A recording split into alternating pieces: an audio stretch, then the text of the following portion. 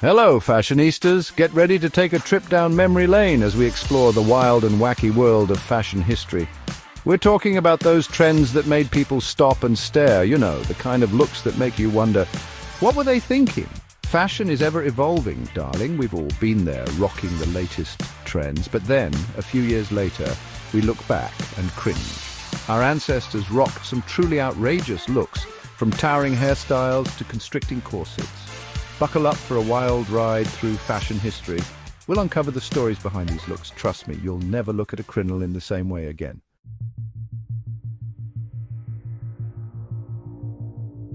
Our first stop on this fashionable journey takes us back to the Victorian era, a time of elegance, propriety, and, dare I say, some rather voluminous silhouettes. Picture this, ladies gliding through ballrooms in their grand gowns, their skirts billowing out like beautiful giant cupcakes. The secret behind these gravity-defying looks?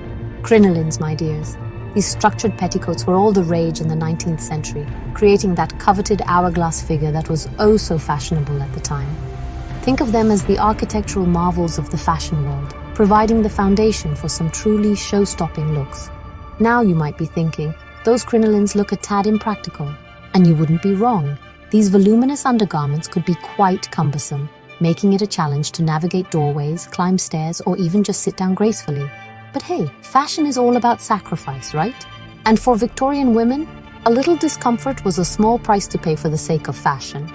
Plus, those crinolines added a certain drama to their every entrance. And who doesn't love a grand entrance, right?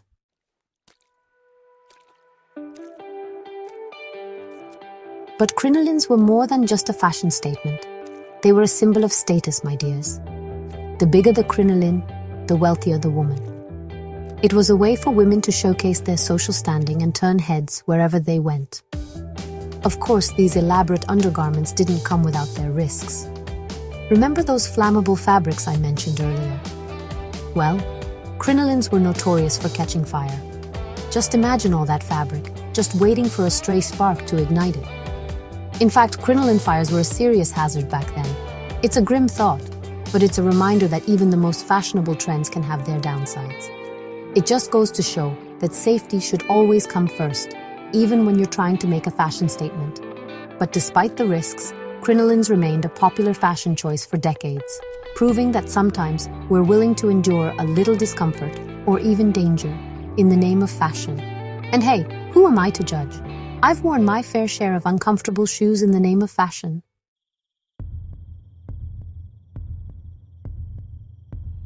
Let's fast forward to a fascinating and alarming fashion trend, arsenic dye. Yes, arsenic, the same substance used in rat poison. It was a popular ingredient in Victorian clothing dyes. A vibrant emerald green was all the rage.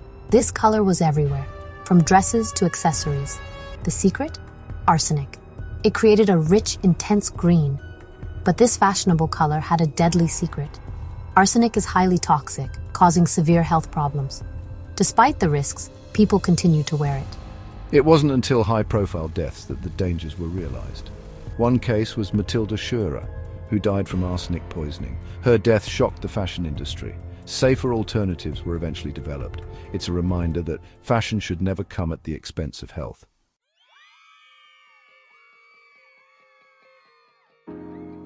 Hello, fashionistas!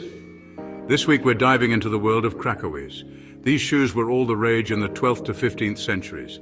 Imagine a shoe with a toe so long it could rival a runway model's stilettos.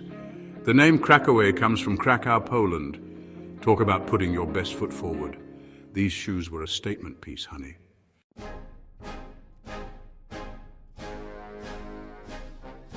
The trend really took off when King Richard II married Anne of Bohemia in 1382. Anne was a style icon of her time, and she made those Crackowes her signature look. Everyone wanted to be like Anne, so naturally the Cracowe craze swept through the courts. Talk about a royal seal of approval. Now, while some people thought Crackowes were the epitome of chic, others, darling, thought they were absolutely ridiculous. And I can see their point. I mean, imagine trying to go about your daily life with shoes that long. You couldn't walk properly, you couldn't kneel for prayer. It sounds like a logistical nightmare. By 1465, even the kings and queens had enough. England and France decided to put their foot down, literally, They banned Crackowes altogether. Can you believe it? A fashion ban. I guess even the most outrageous trends have their expiration date. So, there you have it, the story of the Crackowes. A shoe so extra, so over the top that it eventually got the boot. But hey, at least it made a statement, right? And isn't that what fashion is all about?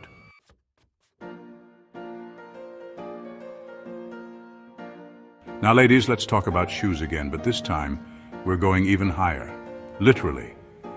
We're talking about chopines, the original platform shoes. Forget your stilettos and wedges, these babies were in a league of their own. Chopines were all the rage in Venice back in the 15th century. You see, Venice is known for its canals, and those canals, well, let's just say they weren't always the cleanest. So, naturally, the fashionable ladies of Venice needed a way to keep their beautiful skirts out of the mud, and that's where chopines came in. Now, these weren't your average platforms. We're talking serious height here, sometimes up to 20 inches high. Can you imagine trying to walk in those? It's like walking on stilts. But of course, the Venetian women made it look effortless. They were masters of their craft. And just like with the Crackowes, the higher the chopine, the higher the social status. It was a way for women to show off their wealth and power, and let me tell you, nothing says I'm in charge quite like towering over everyone else in the room.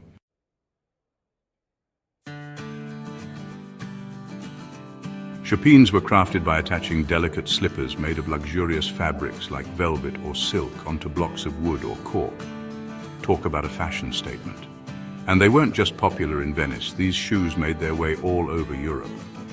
In 15th century Spain, chopines were so in demand that most of the country's cork supply was being used to make them. Can you imagine a shoe shortage because of platforms? That's dedication to fashion. Now you might think that walking in these sky-high shoes would be impossible, but the women of the time practiced diligently. They could glide through the streets, balancing gracefully on their chopines and looking down, quite literally, on everyone else. Talk about confidence. Of course, not everyone was thrilled about the chopine craze. Some people thought they were dangerous and impractical, and let's be honest, they did have their downsides. Women often needed servants to help them put on their chopines and even more to help them walk without toppling over. But hey, when you're rocking the most fashionable shoes in town, who cares about a little inconvenience, right?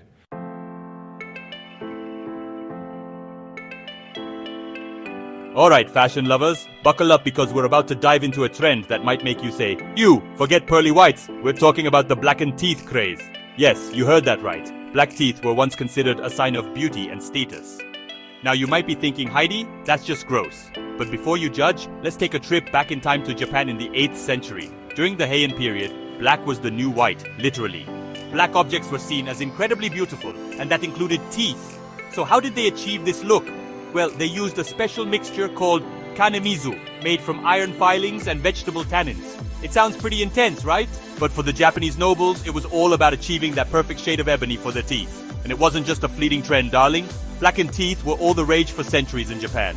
Young nobles, both boys and girls, would start staining their teeth around the age of 15 as a symbol of entering adulthood. It was like their version of a coming-of-age ritual.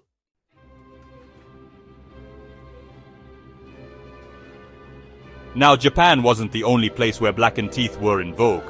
Let's hop over to Tudor England, where Queen Elizabeth herself was a fan of this unusual beauty trend. Queen Elizabeth had a notorious sweet tooth, and back then, sugar was a luxury. Unfortunately, all that sugar wreaked havoc on the Queen's pearly whites, but did she care? Not a chance. She embraced her blackened teeth as a symbol of her royal indulgence. And just like with any trend Queen Elizabeth rocked, the rest of the court followed suit. So there you have it, the fascinating and slightly unsettling story of blackened teeth.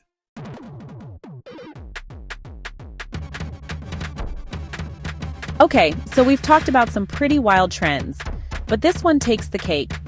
Or should I say, the chameleon? In the 1890s, American women decided it would be fabulous, darling, to wear as jewelry.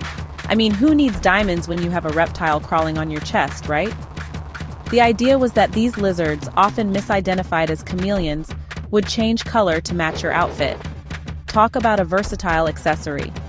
Women would put these tiny creatures in little collars and attach them to brooches, scarves, even their hair. Can you imagine?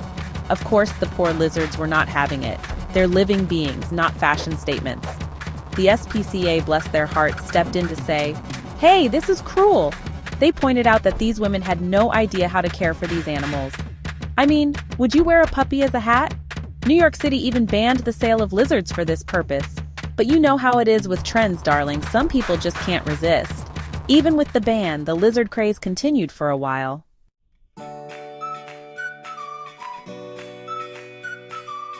The Humane Society eventually had to get involved too, because some people were still rocking lizards as hair accessories in the 1920s. I mean, can you imagine the headlines? Woman sets hair on fire with lizard brooch. There's even a story about a girl who wore a chameleon hairpin to a dance. Apparently, her date got a little too close while they were dancing, and the lizard ended up in his mouth. Yikes, I can't even imagine. Now, I'm all for making a statement, but maybe we should leave the animals out of it. Thankfully, this trend eventually died out, and people moved on to, shall we say, less bitey accessories. But let's not forget that using animals in fashion wasn't totally new. Ancient Romans and Mayans incorporated them too. Thankfully, by the late 20th century, most people decided that butterfly clips were a better look, and a lot less likely to bite someone on a dance floor.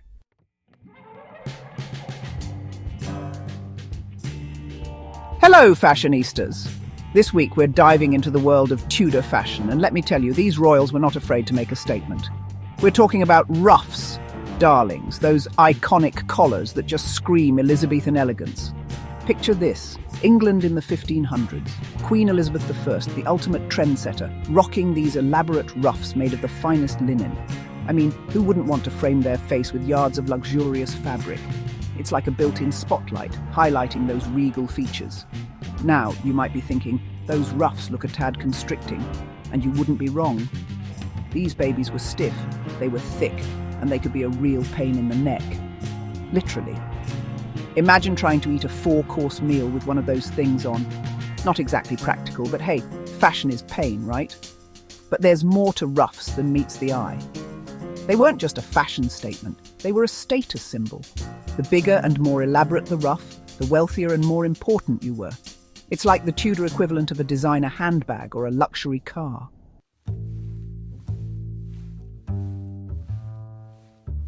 Now, you can't talk about ruffs without talking about starch. I mean, how else do you think they got those things to stand up so straight? They used starch made from wheat or potatoes. And let me tell you, it was serious business.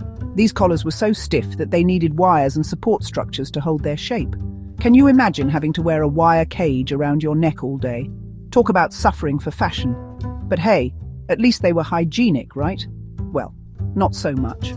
Those ruffs could get pretty dirty, what with all the sweat and makeup and food particles that would inevitably end up on them. And washing them was a whole other ordeal. Despite all that, there's no denying that ruffs were a major fashion moment. They were a symbol of power, wealth, and sophistication, and they continue to fascinate and inspire us to this day. So next time you're feeling adventurous, why not try rocking a ruff of your own? Just maybe skip the starch and the wire cage.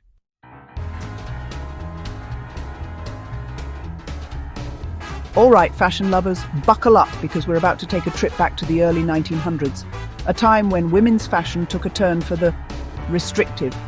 Get ready for the hobble skirt. Now, I love a good figure-hugging silhouette as much as the next person, but this trend took things to a whole new level. Imagine a skirt so tight around the ankles that it literally hobbled your stride.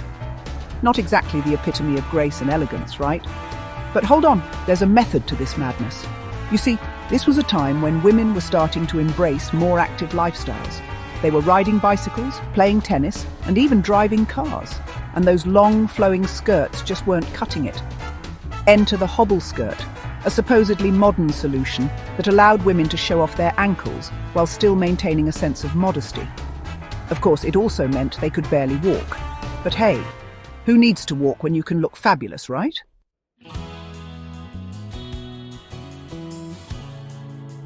Now, as you can imagine, the hobble skirt wasn't exactly a hit with everyone. Critics called it impractical, dangerous, and even ridiculous. And let's be honest, they weren't wrong. There were reports of women tripping and falling, getting caught indoors, and even missing their streetcar stops because they couldn't run fast enough in their hobble skirts. Talk about a fashion faux pas. But the final nail in the coffin came with the outbreak of World War I. Suddenly, impractical fashions seemed frivolous and insensitive in a time of rationing and hardship.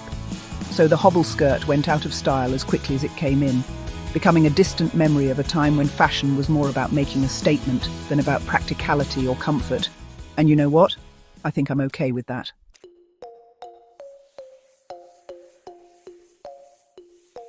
From deadly dyes and towering platforms to restrictive skirts and teeth-blackening trends, we've seen it all. Fashion is a wild ride, my friends, full of surprises and head-scratching moments, but that's what makes it so fascinating, right?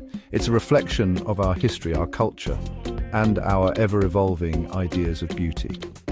So the next time you put on your outfit, remember that you're not just getting dressed, you're participating in a long and storied tradition, and who knows, maybe someday someone will be looking back at our fashion choices with the same mix of amusement and bewilderment. Until next time, stay stylish.